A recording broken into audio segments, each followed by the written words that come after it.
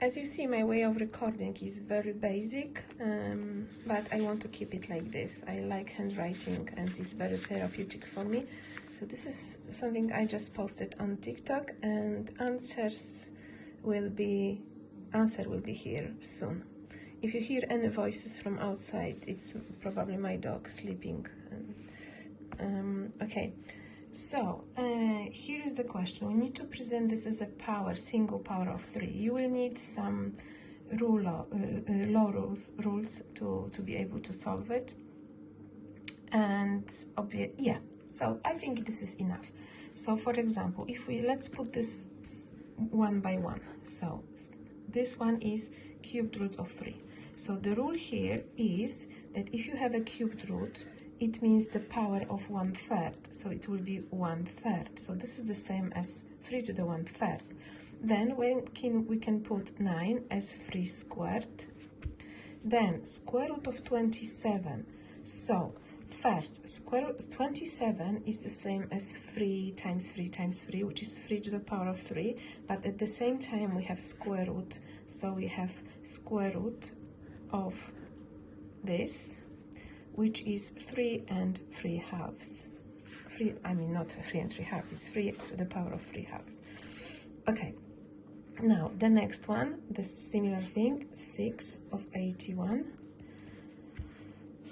Cubed root, sorry, 6 root of 81. Actually, the proper name for this is radical of order 6 of 81. Okay, so 81 is 3 to the power of 4, and again we have 1/6, so it will be 3 and 4 sixes. So this will be 3 and 2/3. This is again, I'm saying and 2/3. It's 3 to the power of 2/3. Okay, so this is this one. Good. Now 81, we already said this is 3 to the power of 4. 1/3. 1/3, square root of 1/3, I would present, so 3, because 1/3 is a reciprocal of 3, so I would do 3, just 3, yes, as 3 reciprocal of 1/3, 3 to the minus, and now this is a tricky bit because it's square root, so it's half, so it will be half. So it will be 3 to the power of -half. Is anything else? Oh yes, so 9, so 4th root of 9. This will be again 3 to the power of 2, and then quarter of this. So, and we know we can simplify, so it's 3 to the power of half. So this is based on the law rules, indices rules. Sorry, I'm just, okay, too many things in my head. Okay, now, so let's put this together. So what we have as the numerator? Okay, 1/3, then we have 3 squared, then we have 3 to the power of 3/2 times 3 to the power of 2/3.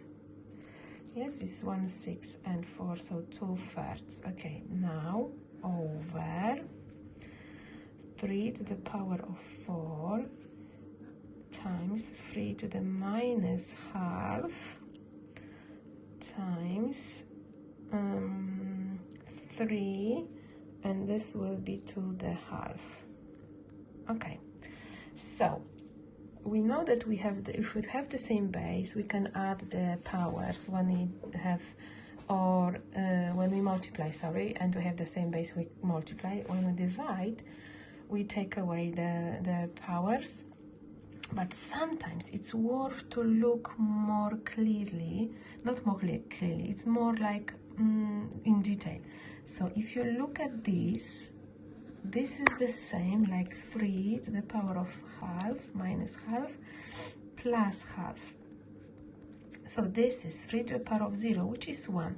So you can see it doesn't affect our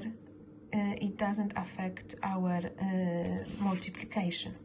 Now what I'm going to do is, here we have 1/3 squared, okay, So again, we can do some modifications. For example, 3 to the power of 4 and 3 to the power of 2. What we can do, this will be 3 to the power of 2. Yes, because we take away the powers, okay? So, and now what we need to do, we need to add some of them. So let's go. So again, look, 3 to the 1/3 times 3 to the 2/3. If you add these two powers, this will be 3 over 3, which is 1. So this one gives me 3 to the power of 1. Then I have 3 to the power of 3/2. Then I have 3 to the power of 2. And 1, this one already disappeared. So now look at this. So this is, we can simplify this. So this becomes just 3. And what we have is 3 to the power of 3/2. Yes, and this is just 1, so it will be minus 1. So 3, so obviously 3/2 is 1 and 1/2. So if you take 1, it will be 3 to the power of half.